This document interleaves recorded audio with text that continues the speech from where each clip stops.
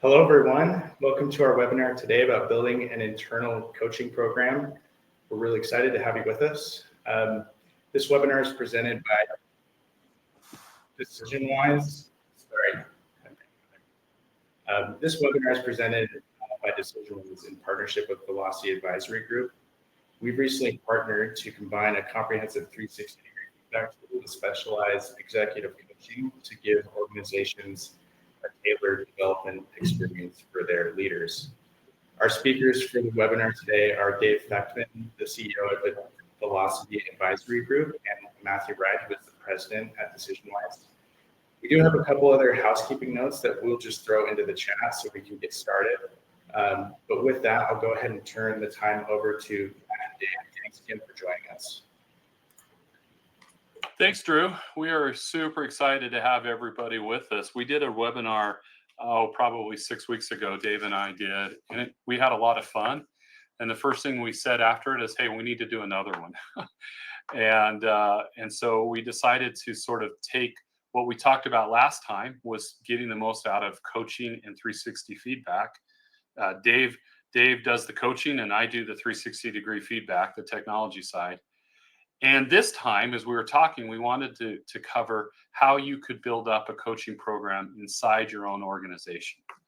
And there are times, and Dave's group, and I'll let him speak to that, they consult and advise on how to do that. We provide the supporting technology, but that was kind of what we felt like was the next iteration of our time together. So that's what we're going to cover. You can see us up here on the screen, but you can also see us obviously on camera. But I'm going to jump in, Dave, but why don't you, is there any comments you want to make before we get started? No, I'm excited to be here again with you, Matt, and glad to see our friends joining the line. This is a really important topic because there's a lot of different ways that organizations can tackle this topic of coaching. So I think throughout the presentation today, and at the very end, we're going to share 10 must-do tips that you need to do to stand up your own coaching practice. So it'll be a great informative session. Yeah. So we're going to cover today, and on this slide, the first thing we're going to talk about is the difference between mentorship and coaching.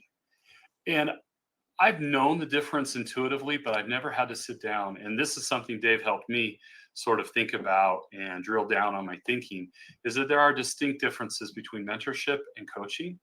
And both are important things that we need to support inside an organization.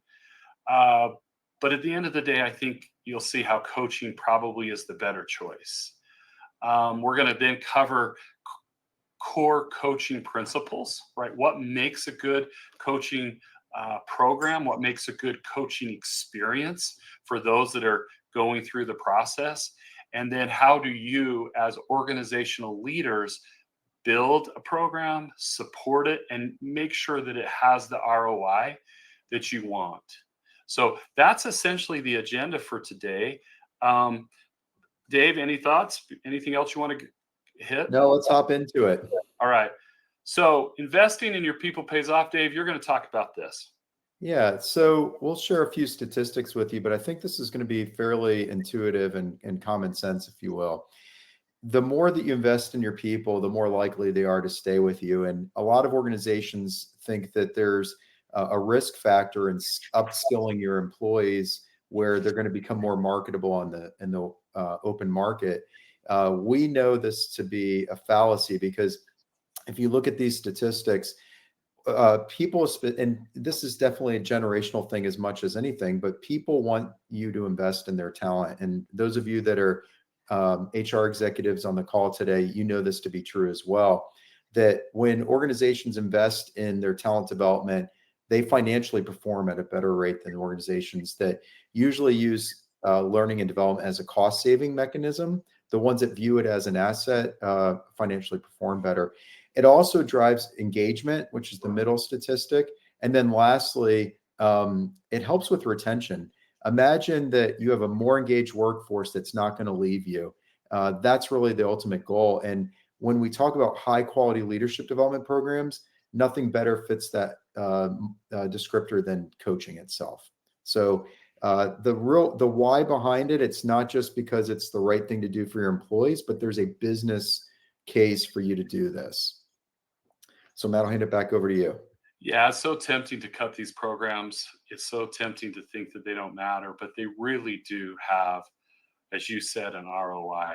And we know from our engagement data that when you invest, that's one of the best ways to retain your talent is invest in them, and they just have this natural reaction of wanting to stay. So why do organizations fail to invest in coaching and mentorship programs? This is for the chat. Why do you think organizations just are reluctant to invest in these types of programs?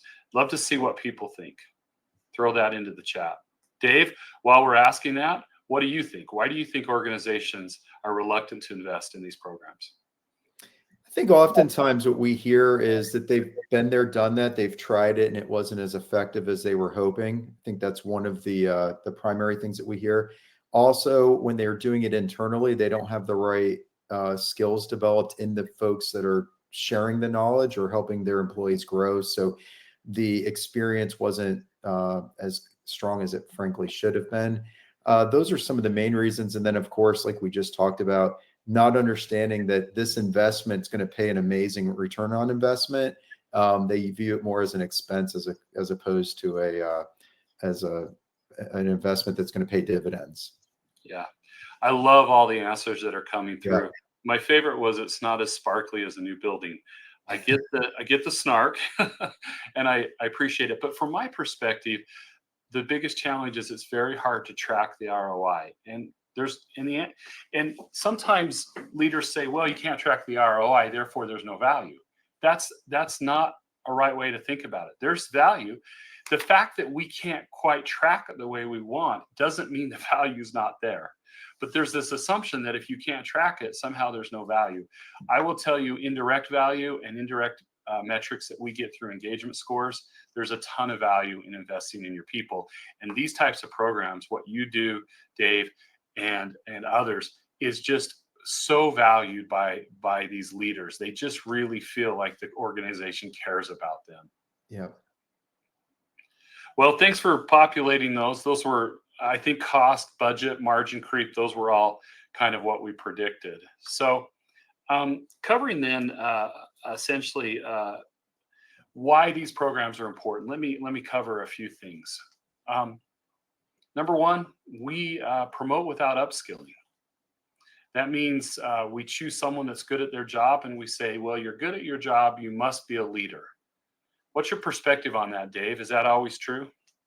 No, I mean, this is where the Peter principle usually kicks in, and you see folks hit their ceiling and really struggle with that next level. They move from a strong individual contributor to a people leader, and things start to break down. There is no correlation between doing strong job performance necessarily and being a great people leader. It has to be taught. It's just not something that's innate. Number two, people skills are not innate, they are learned. I stress this so many times when I work with leaders, is that we have this belief that we're sort of born this way, that charisma and charm and all these things sort of equate to leadership. You can learn to be an effective leader. Number three, effective leadership and management requires working with others, for sure. As you grow and move up the chain of command, your reliance on communication and your people skills increases dramatically. You have to now work through others. Therefore, you have to be effective at managing those relationships and at communicating with them. So coaching and mentorship is an excellent way of building these people skills. And then fourth, this is what we try to say, we want programs that build purpose, path, and place. So at DecisionWise, we've discovered in our research that if you can help every employee find a purpose and a path and a place, you will have an engaged employee. You will retain them, and their output will be dramatically better than those that do not have this sense of belonging with the organization. So let's start with mentoring. Love this definition. Mentoring is a brain to pick, an ear to listen, and a push in the right direction. So mentorship is having an ally inside an organization, someone that you have a relationship with, that you can go to with sort of informal questions, often informal, and someone that can guide you and give you some advice and counsel. Okay, so that's how we think of mentorship. So mentorship is often informal, and it's driven by either the mentor or the individual. And it's a relationship that can last for a long time, but it's very much about often about a pre-existing relationship. Dave, jump in whenever you have any comments. I'll just go through this list. Sure. The process is driven by personal connection, and the scope is about broad guidance, often about someone's career path, like how do I navigate the culture, how do I rise up in the ranks, and about building networks. So it has usually a purpose, and that purpose is guiding that person through their career. Mentorship's an excellent way to pass on institutional knowledge and expertise. This is something Dave has taught me as we've been working on the slides, is this is a great way to do sort of an apprenticeship style learning program where you need to pass on skills and stories and learnings from the past that come from the organization. This is a great way to pass that on to the next generation.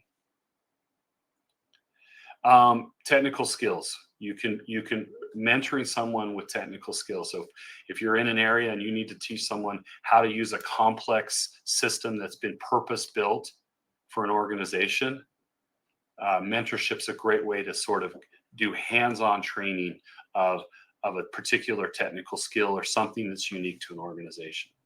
Before we move on to the cons, Matt, I'll just make a couple comments.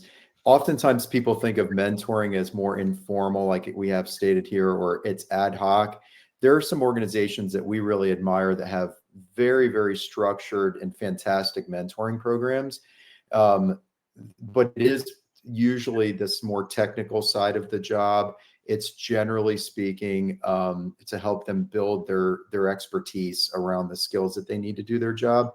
So it has its place. We don't want to sound anti-mentoring, but it's very, very different than coaching, which we'll talk about the distinctions here in a little bit. I'm glad you mentioned that. I agree. We don't want the message to be that mentorship doesn't have a place. You need to understand what it's good at and deploy it for those purposes. Yep. And you shouldn't assume because you have a mentorship that coaching's happening. I guess that's the big takeaway that I've come away from this process, is don't assume just because there are mentorships happening that coaching's actually happening. Mentorship could perpetuate one person's ideology, because the mentor is sort of the sage that's passing on the wisdom. And so you can sort of perpetuate ideas, and maybe the young Turks and the old are ready to replace the old guard, and mentorship can kind of stifle creativity.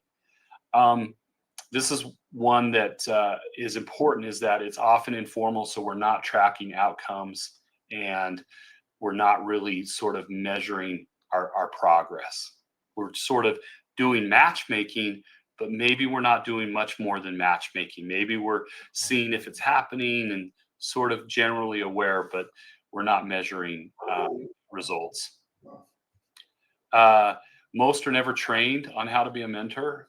They just sort of start talking to their mentee, and they are able to sort of build a relationship, and they figure it out over time. There was a quick question I wanted to stop. Mary asked, there's been a few comments that are great for those to look at it in the chat, but Mary asked, are companies offering both, or what would you consider as a best practice? Dave, what do you think, since this is your strong suit, what would you recommend? I think it depends on the industry, Mary. We see a lot of industries that are highly technical where there's a knowledge gap, maybe where there's an aging workforce. We see a lot of organizations adopt formal mentoring programs and executive coaching or mid-level manager coaching. So we do see a case where both. generally we see organizations, because coaching is, I think, easier to launch. And it controls the variables a little bit more than a mentoring program. We see that if you have to choose, we see a slant towards coaching over mentoring.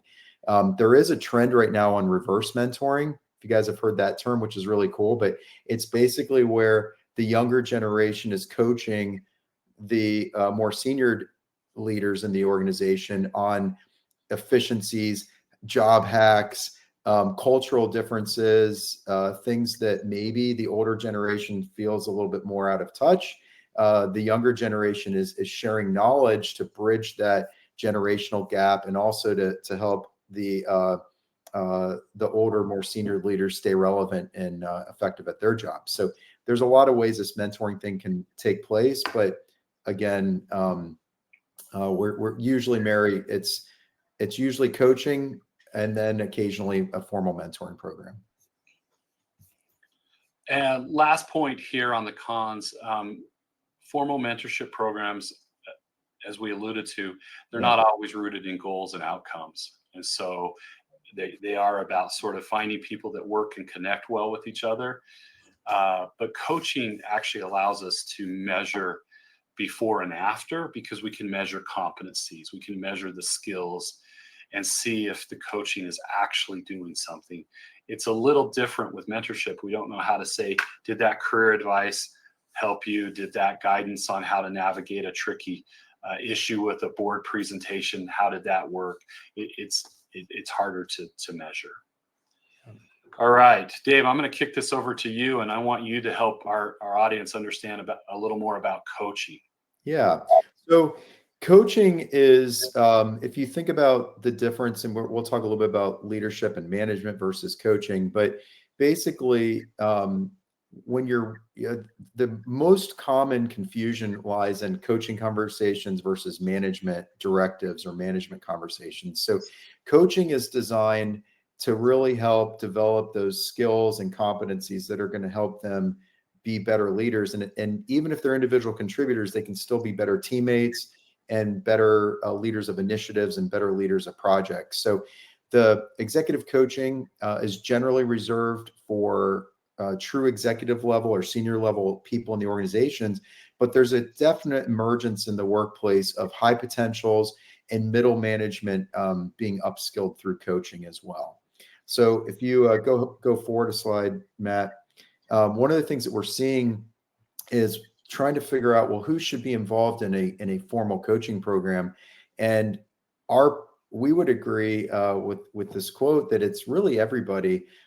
Most Fortune 500 CEOs, the statistics that I see most frequently is more than half of them. So over 50% of CEOs have executive coaches. So this oftentimes we'll hear, well, is that reserved for somebody that needs corrective action or somebody that's underperforming? It's really not. This is designed to really invest in people's growth and invest in their skill development. So, Matt, I know you have the next slide, but is there anything you want to add to that before we talk about the coaching principles? Yeah, this comes from a TED Talk that I would encourage you to go Google, about his experience as probably the best neurosurgeon in the world. So how can the best neurosurgeon in the world actually benefit from coaching?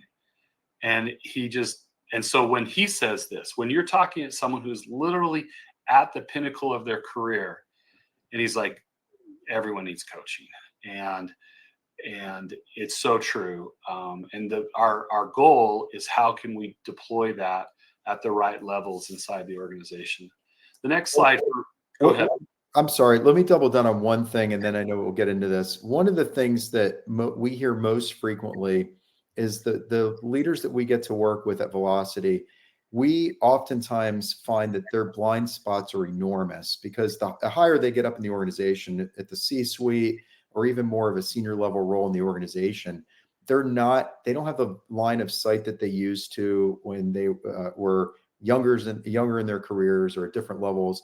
But people aren't bringing them the problems. Oftentimes there's ramifications or at least people perceive ramifications if they're surfacing issues and concerns. And especially if it's about that person themselves. So coaching brings objectivity and perspective to that leader that they don't get otherwise without having somebody or a process behind it, helping them understand these major blind spots and areas of vulnerability that they have. Right. And when we arm a coach with 360-degree feedback, meaning we've run the person being coached through a 360, then the coach has some feedback, some perspectives, some comments to sort of help uncover those blind spots and sort of help the participant think more critically about their leadership style. So we're a big believer that you combine 360-degree feedback with coaching, because it really does, it kind of is a disruptor, and it kind of forces a leader to sit back and say, is this how I'm really perceived in the workplace? Yeah. And the answer is yeah. There's a comical story here where there was a leader in our valley of a pretty well-known tech company, and he had a 360 and it wasn't great. And so he's banned him for life from the organization. I don't think that's how we want to react to feedback. I think we want to be curious and open to feedback. But anyway, some of the coaching principles.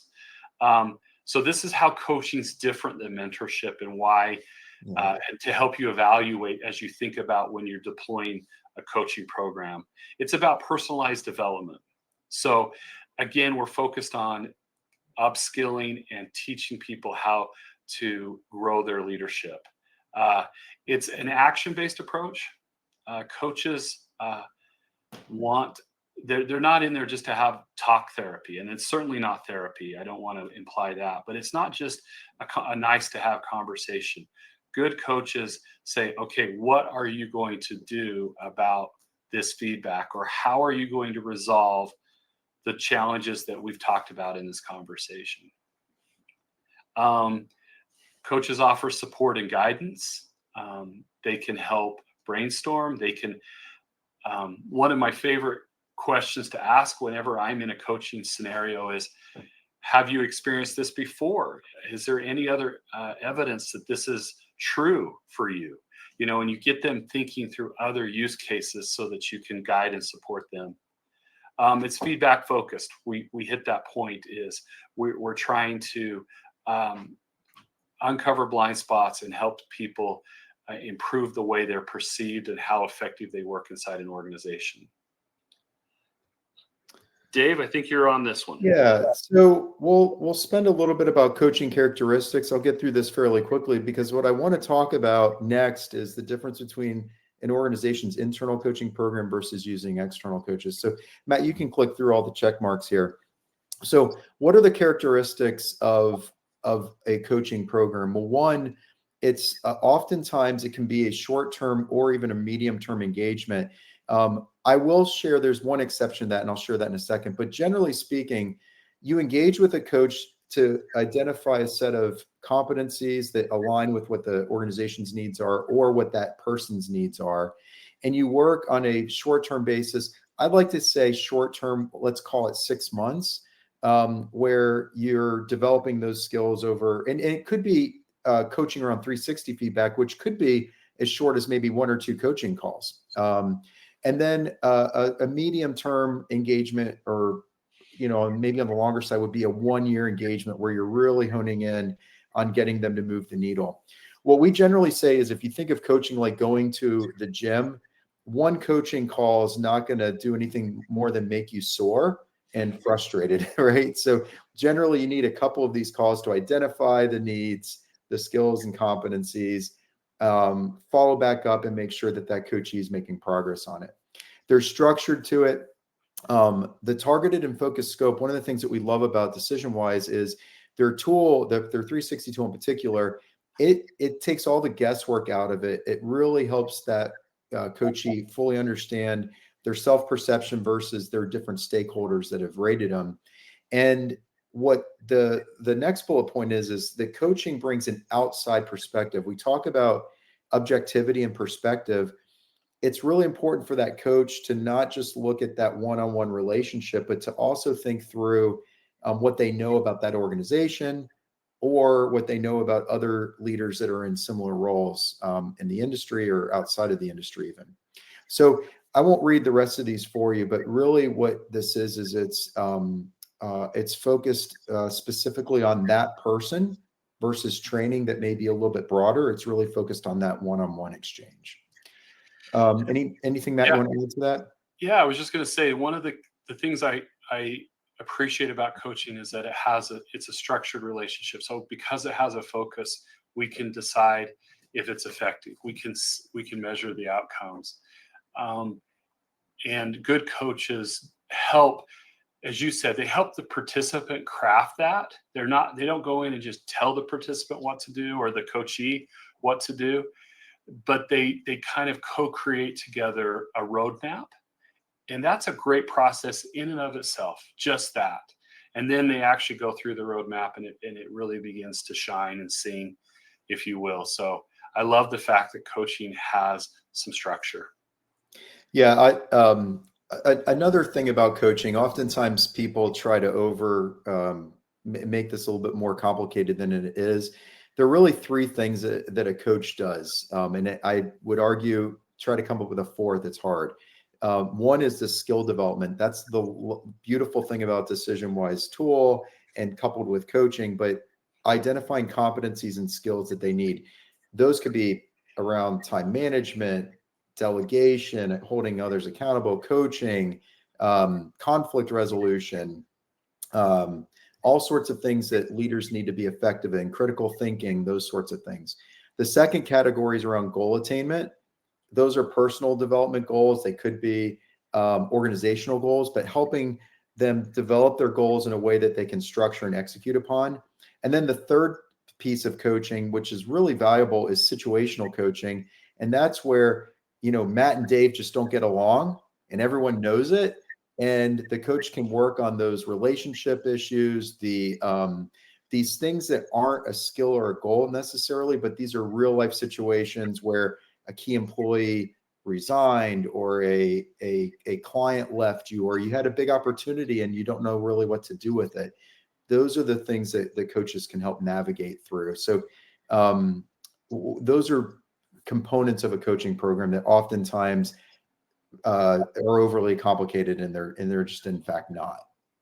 So Matt, on the next slide, this is important because you should be, when we talk about coaching, I want each of you on the call today to be thinking about two different ways. And there's really a third, which we'll talk about later on, but that's an internal coaching program, meaning those coaches earn a paycheck for working for your organization. Those are resources internally. Almost always they're in the HR department. We have seen in some instances that you'll see in like quality control, or some organizations will place their coaches in other areas in the organization. But generally speaking, they're W-2'd employees and they work for you, versus external coaches, which are not part of your organization and they bring maybe a little bit extra arm's length transaction. So internally, those coaches really know your organization. They understand the culture. They understand everything about it. They know all the players, and they know the challenges that their organization brings that your employees are dealing with. They're highly accessible. Their whole reason for existing is they earn a paycheck to coach. So they're really on demand. They're generally very available, and they are able to integrate their coaching practices into the rest of the organization. External coaching, like working with a firm like Velocity as an example, we bring objectivity, and other external coaching firms bring objectivity and a fresh perspective. So not only do we think through your organization as the only source of truth, but we know what competitors, we know what other industries are faced with, and we're not biased. So we're not coming in feeling that Joe is good or bad, or that this program is good or bad, but we come fully objective. Oftentimes, external coaches bring broader expertise and specialization. The third one, we should have made this the first bullet point, Matt. Confidentiality is really critical. Strong coaching, whether it's internal or external, it wholly breaks down if there's not a high level of trust. That coachee is not going to be vulnerable. They're not going to bring real issues to the conversation if they think that their leader is going to learn about it. If it's a CEO, if their board of directors are going to learn about it. So confidentiality is so paramount for the coachee to be fully vulnerable. And imagine that they just got bad feedback on their 360. That working through that could be embarrassing even. So this person really needs to feel that that coach has their back and is going to help them through. And then there's a little bit more flexibility in an external coaching program. So Matt, any other distinctions between internal and external? I think that there's a hybrid possibility, and this is I've not seen this done very many times, but sometimes for cost reasons or because of the pros that are there on the left side of the screen, we stand up an internal coaching program.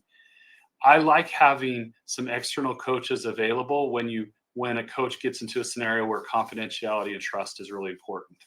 Right. Yeah. So you have a couple of bench players where you can refer over. So if it's just going along and they're able to work on typical leadership skills and there's not anything thorny, I think an internal coach can be qualified to, and I think there's enough trust and confidence between the coachee and the coach that it works.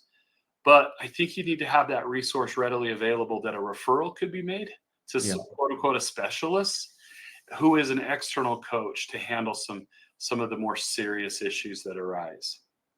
A lot of the organizations we work with, Matt, that have internal coaches and partner with Velocity, we'll see that there's some sort of line that they say, below this line, we're going to use internal coaches. So maybe at a supervisor level or a frontline manager level, we're going to provide our internal coaches for those professionals, those leaders. But at a vice president and above, or senior manager and above, or SVP and above, however big the organization is, we know those folks need all those attributes that we just have on the right side of the slide. Yeah. Specifically the trust and confidentiality. So we usually see, from cost reasons, like you said, below a level internal, above a level external. That's a great point. And the one thing that I think about internal too is we like, if you run a 360 program for mid-level managers and you just want to have a debrief process, the worst thing you can do is run a 360 and then just send it over and drop it on their desk, physically or virtually, and then just say, here you go, here's your feedback. We really want people to have a process, like a coaching session, to go through that. And that could be 90 minutes. It's not an extensive conversation. They're just kind of centered around the feedback. That's where an internal coach can really shine, because they're just working around that feedback. They're not going to start engaging in tricky conversations. Right. So that's an example where you can invest for not a lot of money in sort of very short-term coaching sessions centered around the feedback. And then as they move up in the organization or as other needs arise, they move into an external program. So it's not an either or decision. It really is have an idea of when internal makes sense and have an idea of when external makes sense. Matt, if there's anyone on the webinar today that only relies on internal coaching, I always make sure that internal coaches, whenever I work with organizations that have a defined program, make sure that you're using the SARA model when you're sharing a 360 debrief. And I'll quickly go through that acronym. The S stands for surprise. The A is angered or annoyed. The R is rationalize, and the A is acceptance. So your employees are going to go through this natural progression of, I'm mad, or I'm surprised first, then I'm a little angry or annoyed by this feedback that I'm hearing from my leader or my direct report. Then they're going to move into rationalizing it. Well, they don't understand. I don't have the right resources. We merged with that other department. And then ultimately, hopefully, they move to acceptance. What we find without internal or external coaches, if you only give a 360 to somebody and you don't provide the walkthrough of helping them interpret, they get stuck at rationalizing and they never move into acceptance, which is where they begin to really develop those skills to get better. So make sure if you're doing these debriefs internally, explain the Sarah model to your employees so they can not get stuck at the R. That's right. So true. And when you're investing in lower level employees, maybe it's just 1 or 2 short-term engagements, but that signals so much to that employee. And so you don't have to always think of executive coaching or leadership coaching as 6-month engagements. Sometimes it's okay to put, you have 1 or 2 sessions for your frontline managers, but if they can speak with a real outside coach, they view that as such a perk, such a value add for them. So, all right. The next one, why 360-degree feedback makes sense. So as I mentioned, we really like the pairing of the 360 process with coaching. And we talked about a debrief, and Dave was good to talk about the competency. Why I like 360s is they're based on behaviors and competencies. Competencies are skills or abilities. And then we look for the behavior that's associated with that particular skill. And people are not great in surveys and in really evaluating others, but they're good at saying whether they see that person doing things. So in performance reviews, if you're doing a performance review, ask about what they observe the person doing. Don't just say, well, what do you think this person, how would you rate this person? And that's because, again, people are good at saying, well, I've seen them do this. I remember them doing these particular things. Number 2, 360 is designed to help a leader say, what type of experience do I create for others? And I think it's pretty rare that we stop and ask ourselves that. All of us are in the customer experience business, whether we think so or not, because at the end of the day, even if we're a nonprofit, we have stakeholders and customers and people that we serve. We're all in some sort of customer or stakeholder experience business. But internally, what is that experience that you're creating for others? Does it work? And it's hard to answer that question without feedback and without a coach. It's hard for someone to see that without. And I think that's the story I took from Dr. Gwande was, even though he was the best surgeon in the world, there were things he could get better because he couldn't see those without outside eyes. And 360 is a technology tool to get outside eyes, and then you pair that with the coach. It gives us context. It allows us to see where people are strong, allows us to see where maybe there's some gaps that we might focus on. So it gives us a way of thinking about the scope of the coaching. As I talked about, that has to be co-created with the coach and the coachee. But when we look at the data, we can kind of see a roadmap naturally appear. And then it's a disruptor. It kind of forces us to step back and say, am I really delivering to my people the experience that I want them to have? Am I showing up in the ways that are important? Am I a bottleneck for decision making?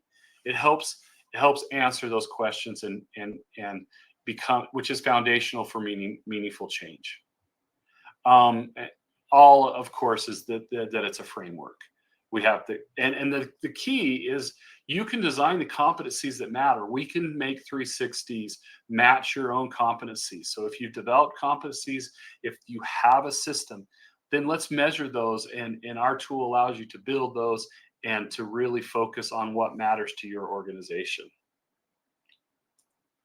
All right, Dave, So go ahead and click through. Yeah. So I want to talk about a few of these. We've already talked about confidentiality and trust, but let me go through a couple of these things. So having an effective coaching program, your executive leadership, your senior leadership needs to be committed to this. Generally, it breaks down if they don't really even understand why the program exists, or if they're not advocating that people participate, or that they don't just go through the motions, but really invest in their own development. You want to have good coaches, whether it's internal or external, it doesn't matter. Crummy coaches make for a crummy coaching experience. So you want to make sure that they're qualified. There's a ton of certifications out there, but there's also, you want to make sure that there's a suit and a match between that coach and the person that they're working with. So I want to talk about continuous improvement next. So this is something that what I love about coaching is it's generally, even though the coaching program may have a duration to it, let's say 6 months or a year or 5 phone calls or whatever it is, generally speaking, there's an action plan that emerges from that coaching. Oftentimes it's based on the 360 and other things that the coach learns. But that person, oftentimes, after the coaching concludes, still can have their own continuous development plan that they can keep this process going long after the coaching concludes. So this is something that you all need to be thinking about is coaching. Oftentimes, the reason the ROI is even stronger than what the metrics show during the coaching period is there that continuous improvement oftentimes goes well beyond the formal or informal coaching process. And then the last one, and we're going to talk about this one on the next slide. One of the things about good coaching is it teaches your leaders to be good coaches themselves. So we all know the adage that people don't quit their companies, they quit their leaders. And one of the reasons being is a lot of times, especially we see in a lot of higher skilled organizations, I'm really good at engineering, or I'm really good at accounting, or I'm really good at welding or whatever. That doesn't mean I'm really good at helping my employees grow and develop and understanding what their needs and wants are. So one of the things that coaching does is it helps develop your people to be better coaches themselves. So that's the third category that I referenced earlier, and we'll talk a little bit about that in a moment. But Matt, anything to add on this before we go forward? I do think that if you have experienced good coaching, you tend to, in your one-on-ones and your natural interactions, you begin to model that. Even it may be sort of intuitively you do it, it may be sort of subconsciously, but there is this indirect benefit of coaching someone. Yeah, they get better. Yeah. But you've also shown them how to do this with others. And sometimes I think we miss that key benefit that comes from having coaching is they are now way better equipped to coach their people as they deal with them on a weekly or bi-weekly basis. Absolutely. So we'll talk a little bit about developing your managers into coaching, but one of them is understanding when to take that hat off. And we talk about the difference between a leader hat, a manager hat, and a coaching hat. The leader hat oftentimes is that one-on-many messaging that we all have to do from time to time. It's explaining the why. It's building excitement or consensus around an initiative or the direction of the company. The manager hat usually is the what, and maybe even the when, and that is more tactical. We find the manager's role is to, if you do more of this, you'll get more of that. So go do more of this. And the managers are generally the manager hat's perfect at a deadline or when there's a lot of things that need to get done in a short amount of time. I'm sure that resonates with everybody on the call today. But the coach hat is the how, and the coach's hat is helping them understand their role in it all. So oftentimes knowing when to flex and take these hats on and off is really, really critical. Most of your leaders, regardless of where they are in your organization, they don't know always when to take one hat off and put the other hat on. The last one, if you're another way to improve your manager's abilities to coach is to actually train them on how to be better coaches. So we have your internal coaches, we have your external coaches, and then you have to train and develop your leaders to be better coaches themselves. So it's really a three-pronged approach to this concept of coaching.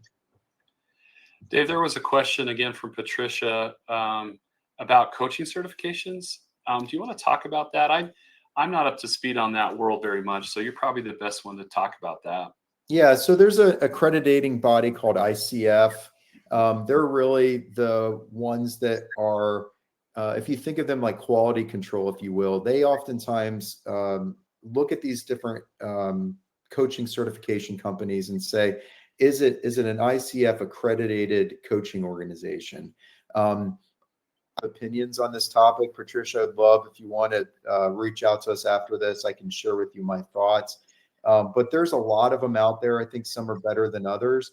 And your question too is, what do you want out of your coach? Are you wanting them to really hone in on just amazing questioning, or do you want them to occasionally lean towards providing advice and guidance? And there's a lot to this conversation, and that probably would be a great call, Matt, for a third call is the ways of coaching and kind of what's permissible and not. So good question, Patricia. Happy to talk to you offline. I think certifications help you. They help assure a certain standard of quality. They spend a lot of time on ethics, Yeah. and sort of helping the coach understand the framework and not stepping too far into becoming a therapist. And that's all super valuable. But sometimes your managers just need a checklist of what good coaching looks like.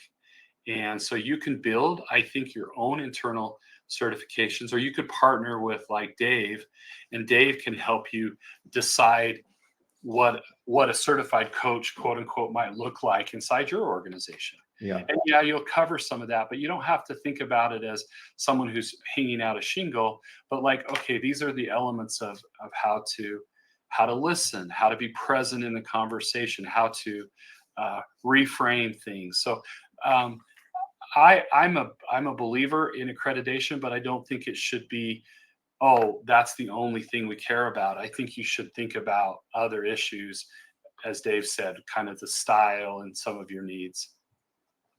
Not to do a shameless plug, but one of the things Velocity does is we actually help train managers how to be coaches, but that's a different question than Patricia. It looks like Rebecca's asking for, but there are ways, and there's good learning and development on this topic as well. But yeah, I'd love to talk more about it.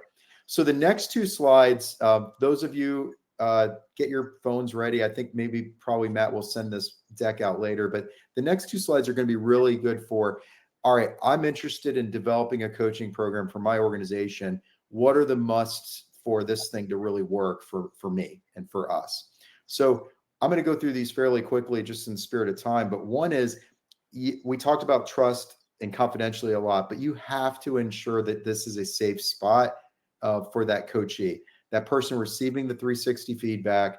It can't be punitive. Your whole goal is to make them better. So safety and psychological and just pure, no punitive ties to this program need to be in place.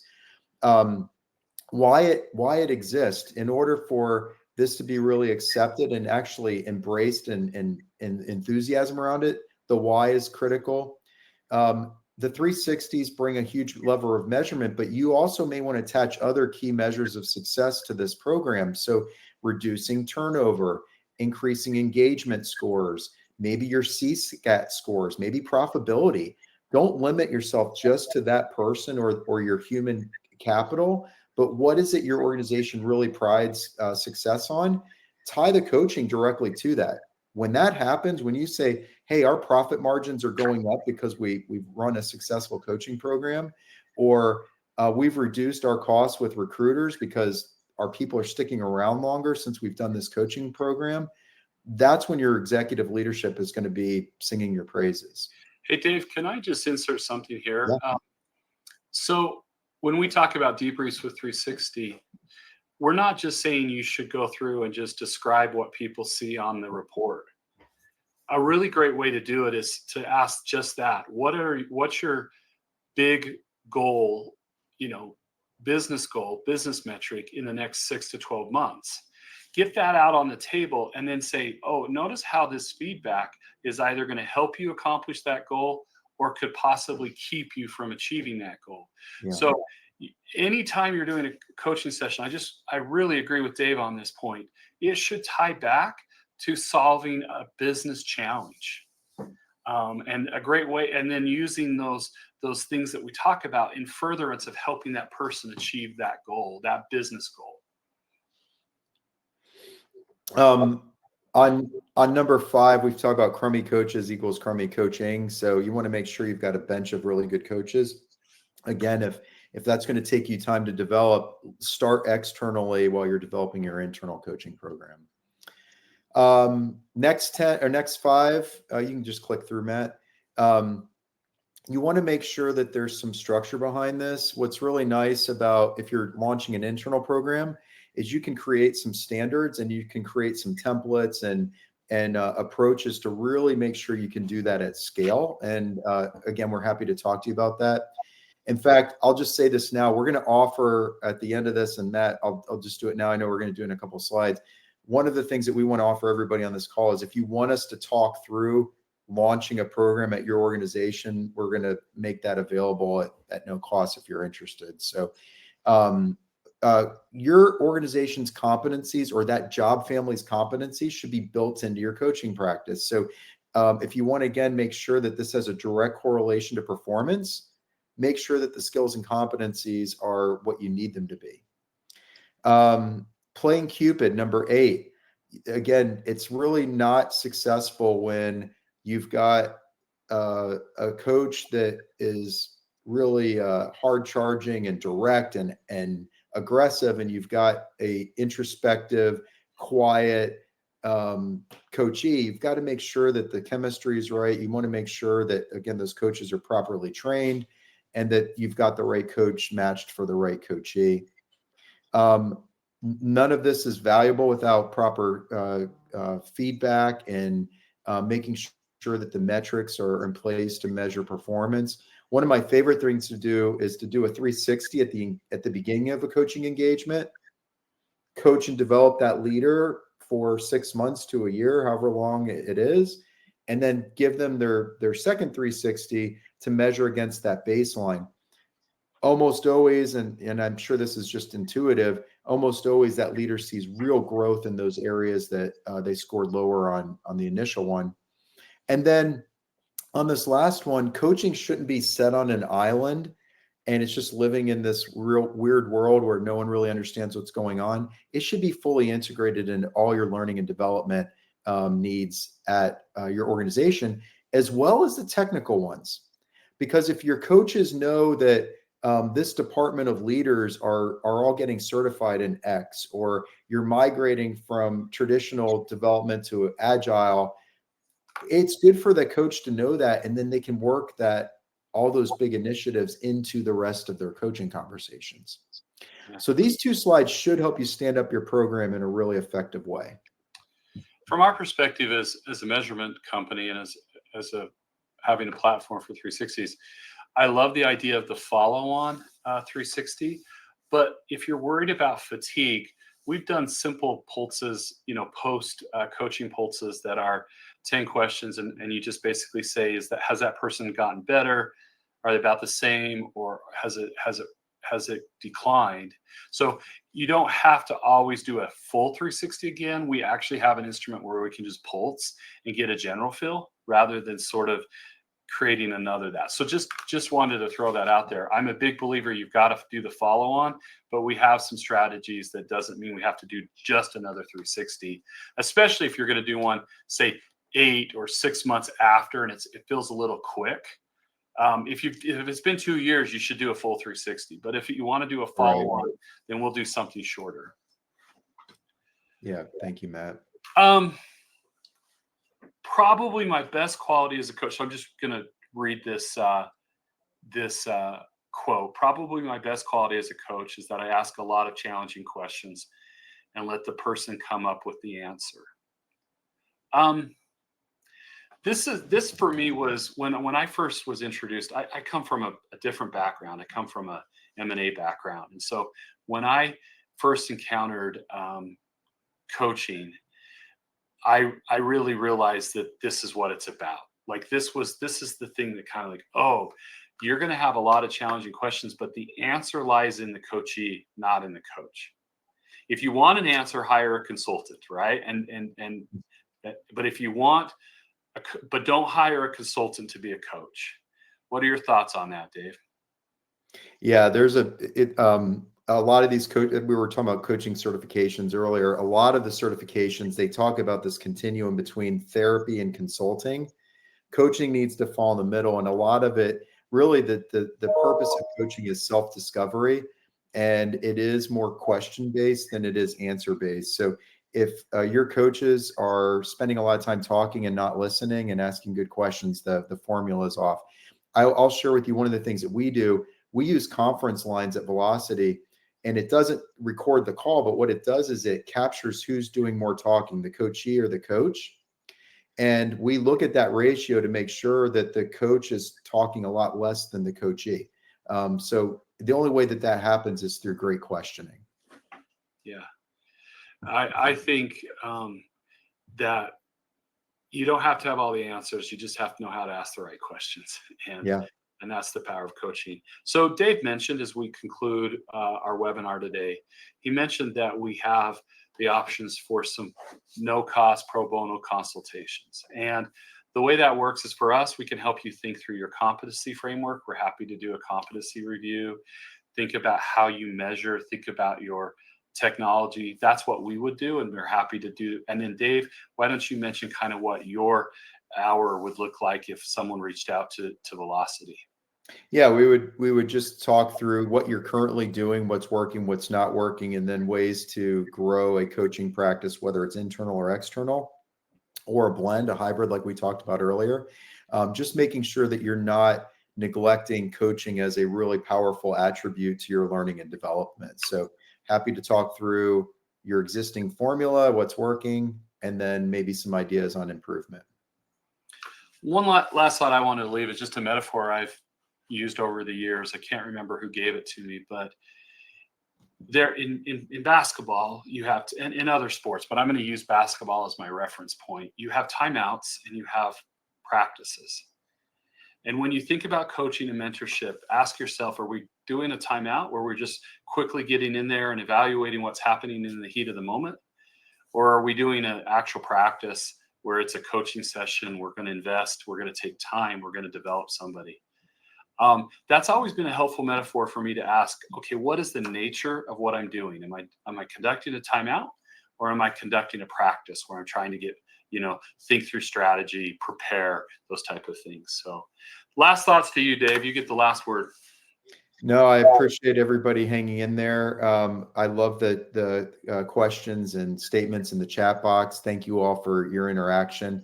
Again, if you have any questions, this topic, as you know, and you can tell, Matt and I are really passionate about it. So I hope you are a little bit more passionate and a little bit more clear on some ways that you can do this successfully. And if you're not, or if we left any stone unturned, reach out. We're happy to talk with you, and we want to see you guys be wildly successful. So Matt just put his email in. I will do the same, and just want to thank everybody for your time today. Yeah, thanks to everybody.